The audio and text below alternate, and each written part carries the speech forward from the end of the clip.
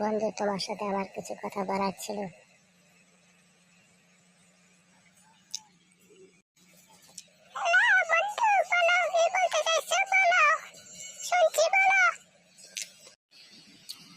বললাম কি, খাওয়া দাওয়া হয়েছে তোমার?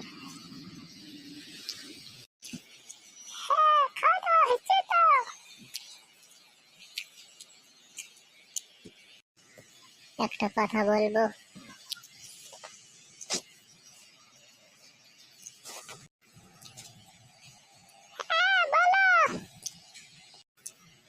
বললাম কি, তোমার পাশের বাড়ির টুম্পা বৌদি সেই জিনিস না?